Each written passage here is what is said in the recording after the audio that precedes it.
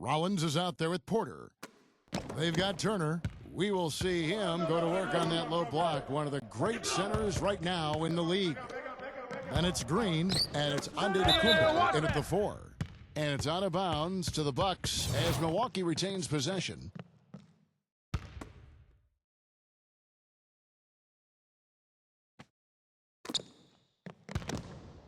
Puts it up from 12. The shot is off. And it's Philadelphia the other way. Boy, there were a bunch of problems for Philadelphia last season, and a lot of them stemmed from the inability to score. Problems on offense typically make it harder for you to defend effectively, but also make it tougher for you on the road, too. And so it's the 76ers getting on the board first. Here's Porter, and count it from 19 feet away. On defense, Milwaukee. Maxey, covered by Rollins. Number 77. That's good from 17 feet away. And Clark, to the point you made about the 76ers, scoring was hard enough for them at home. But with 20,000 people booing you and playing on foreign rims, Steve, it got that much tougher for him away from Philadelphia. Well, let's be honest, Kevin. The whole season went down the drain with Andrew Bynum's injury because the team was going to be built around him. And when you can't throw the ball into the low post and you've given up your athletes on the perimeter, now you have no identity. And I think that was the issue for Philly last year. Here's George. Takes it into the teeth of the D and converts the layup. Boy, he's so hard to stop, guys, because he poses a ton of matchup problems for the defense. Picked his pocket. And so just over a minute and a half played. Number 77. Count the bucket. He's got 6. And I like that move to the hoop. You use your speed, go around the bigger defender. Ball. Now here's Porter. Tight defense on him. Green kicks to Porter. Back to Green. Pass to Antetokounmpo. Here's Rollins. Just 5 to shoot. They get the rebound. The shot's good from Antetokounmpo. That rebound and the follow kind of typify what he's all about. Just gritty, determined play. Number 77. Oh, and that one, no question, powered it down. Well, Clark, a clear lane to the basket and the emphatic jam. And that is outstanding attacking basketball. Well, he had no choice but to take that one to the bucket. There's 48 seconds left here in the opening quarter. Rollins the pass to Turner. You got him. Not in here. Number 77, covered by Rollins. Number 77, and he uses the glass on the layup. He's got 10. And now we can see them really working it inside. Yeah, taking advantage of the defense, really pounding it down low.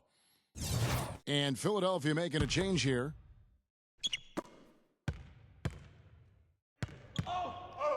There's 21 seconds left in the first quarter of the game. And again, the Bucks miss. Well, I think he had all the space he needed. He just couldn't find the bottom of the net. Here's Grimes, and again, it's Philadelphia. And the shots continue to fall as they try to put this thing away. Yeah, big run here, and they've got their opponents in the rearview mirror. The first quarter concludes in a double-digit lead on the scoreboard.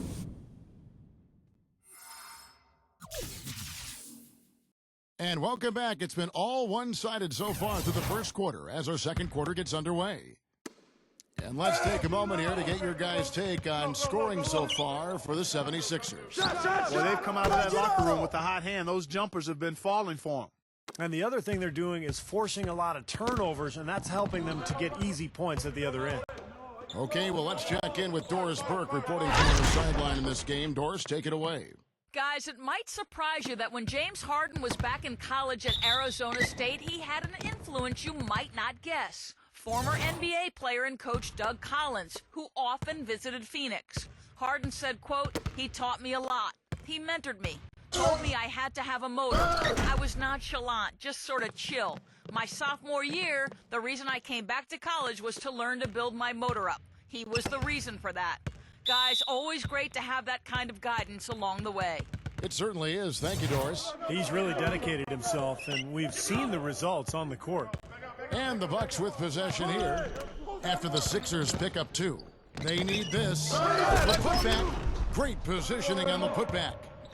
He could have tipped it home, but he wanted to give this crowd something to remember. Dynamic work right there. Throw down that rebound. Yes, sir. Well, no need to back it out if you're in position for the dunk.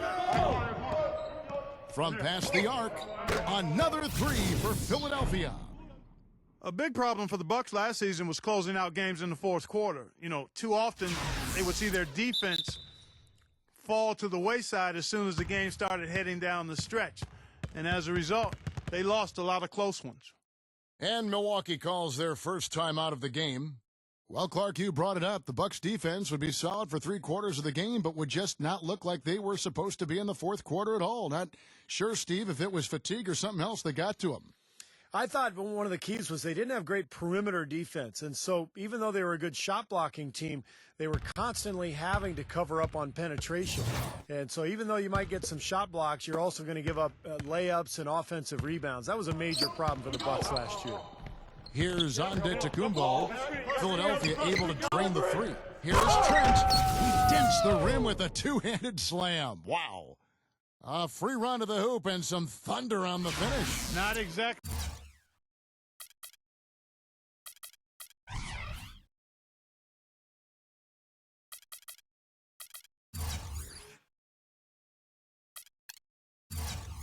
The way the D would have drawn that one up. And when you got the space, hey, you might as well throw it down. That's what I always used to do.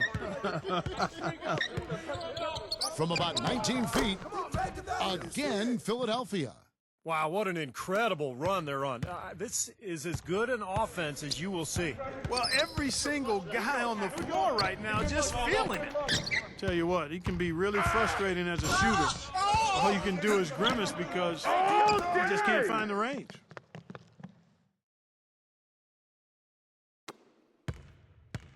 Bucks trail by 20. There's the steal. Textbook example there of how to use defense to create offense. Yeah, beautiful transition play after the steal all the way to the basket. Wasted no time going from defense to offense. It feels like they're starting to pick up the intensity as the game itself starts to get a little more tight and close. Passes it to Antetokounmpo. Rebound by the 76ers. Inside, and George with the stuff. They're scoring well here, really executing and building on this lead. Gradually adding to the lead, I like it. I mean, they continue to work well offensively. They should be in good shape going forward. Lowry against Rollins to end the run. No luck. Nobody near him. He'll normally make that one. Takes a shot at the elbow, and the jumper falls for him. He's got 16.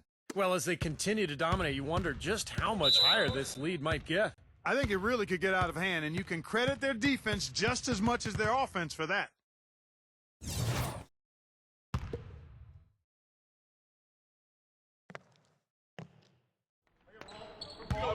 Tries to save it, and that's out of bounds. Milwaukee will retain possession. Boy, that pass was in the air a long time. Long enough for him to get a finger on it anyway and send it out of bounds. Out of bounds, Philadelphia takes possession. Such a careless pass. You've got to keep your head in the game here. Philadelphia's gotten both of their three-point attempts to go down here in the second quarter. And George, here we go. And that one's good. George has got 6. Late reaction from the defense, and he's always going to make good on that. Kicks to Green. He feeds it to Harris. With 4 seconds on the clock, and it's good on the way in. Great move to the hoop, and I love the finger roll finish.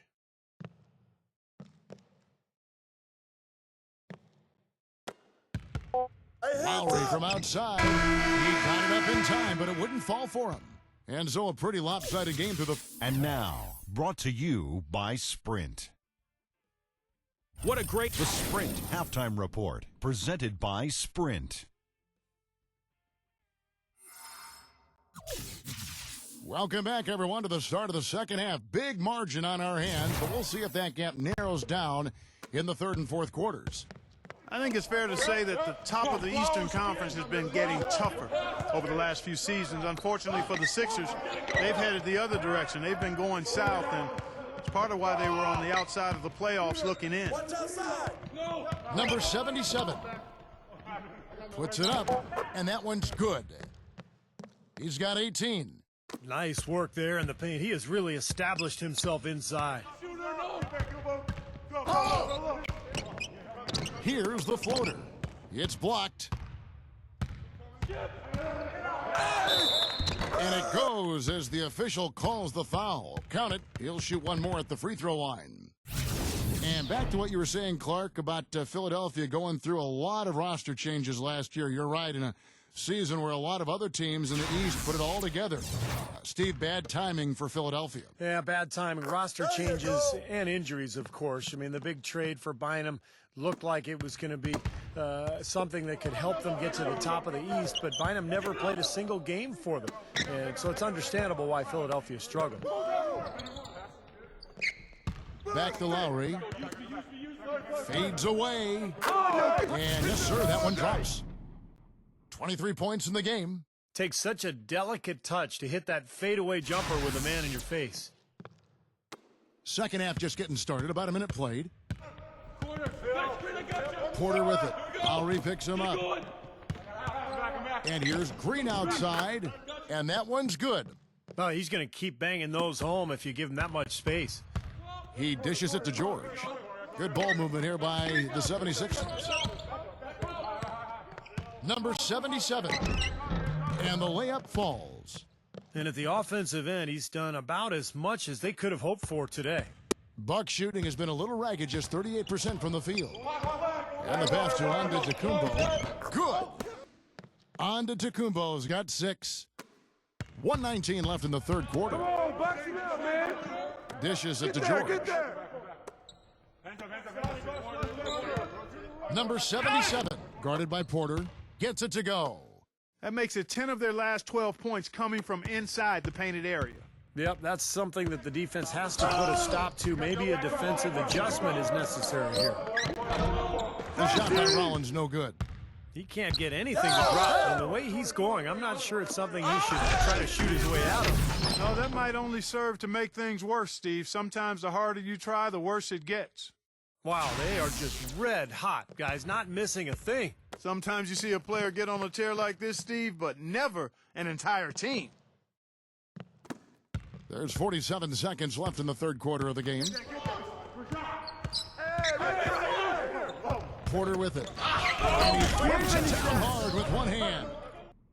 That's doing some skyscraping. And we're talking about a point guard there, Kevin. He can really raise up. A flashy pass, monster dunk, whatever it is. I mean, this guy's got the versatility to do it. I like the way they've played here in the first half. Just an intelligent floor game, getting good shots. The numbers certainly back that up. They're shooting a much better percentage.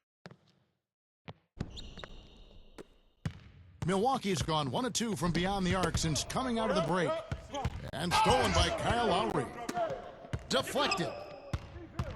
Shot and game clock separated by 5. George double teamed.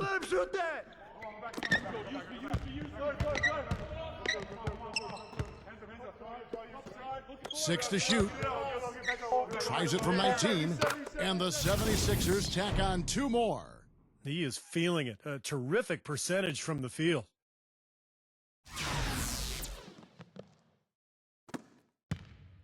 Here's Antetokounmpo. 13 feet away. And that one goes long. He operates pretty well in traffic, guys, but that was a tough play to finish off. The 3 quarters of... And we welcome you back as we get going here in the fourth quarter. The final quarter of play can change everything. And look at how the hustle game has been going for the 76ers. How about all the points they're getting off turnovers? They've been firing on all cylinders in the transition game, too. I mean, they've really run the break well. Now here's Jackson. Now the 76ers on the break. Number 6. Oh! Are you kidding me? That was a power punch right there. Oh, great. Well, this is how you completely rattle an opponent's rhythm. Yeah, you know, such terrific on-the-ball defense to trigger the transition opportunity. And it wasn't just the tough D, it was the exclamation point they put on the fast break with the slam. Here's Anthony. Using his post moves to get the 2 points. Tough play. He had to fight his way all the way to the rim. Lowry with the ball. Now Anthony defending. You know, he might be small for a center, but it doesn't really matter because he can jump out of the building. The Bucks shooting 43% for the game.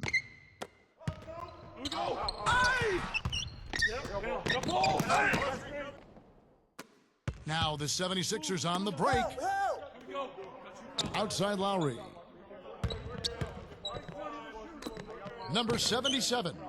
That falls. Nice feed that time from Kyle Lowry. 33 points for him. Well, I tell you what, when you get this kind of effort and efficiency from him, they're a really hard team to beat. Out of bounds, Philadelphia takes possession. Looked like some miscommunication there offensively. Those guys were not on the same page.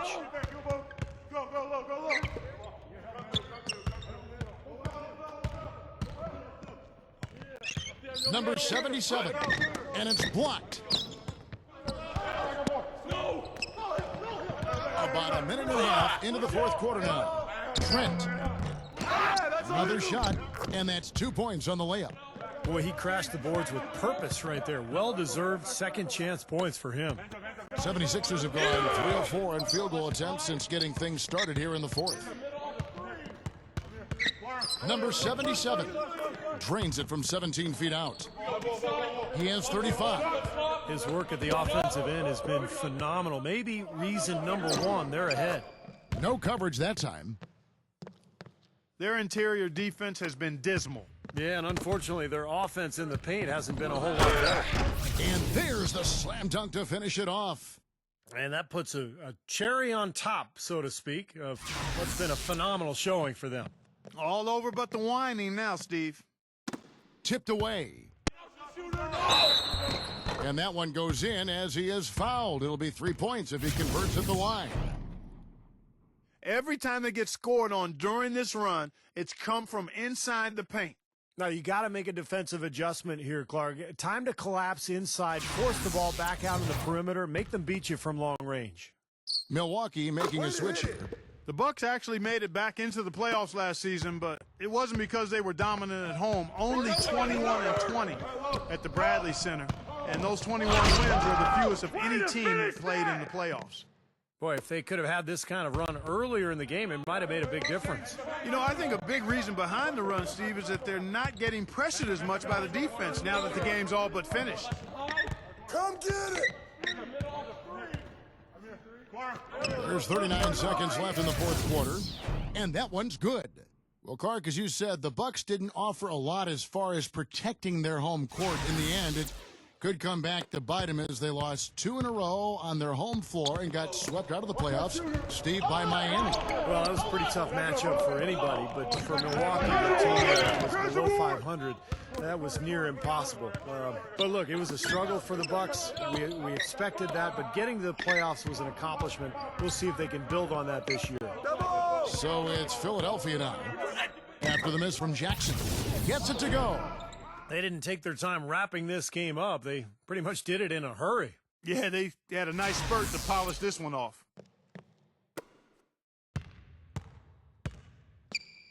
Harris outside. The three. Portis. The follow-up jam. Was there any doubt what he was going to do with that putback? Flush it down. Oh, Get it! Oh, watch out now. Oh. Well, the fans already heading for the exits, clearly not pleased with the way their home team played here today. And they shouldn't be pleased. I mean, it's a very well-deserved win, Steve. They came into this building and weren't intimidated at all. They were the aggressors. So it's the 76ers winning this one easily. Not much to be critical of with this win, Clark. Not at all. I mean, they showed up not just to play. They showed up to give great effort and to win, and they did both. For Clark Kellogg, Steve Kerr, and Doris Burke, this is Kevin Harlan thanking you for tuning in. Now it's time to present our Jordan Player of the Game.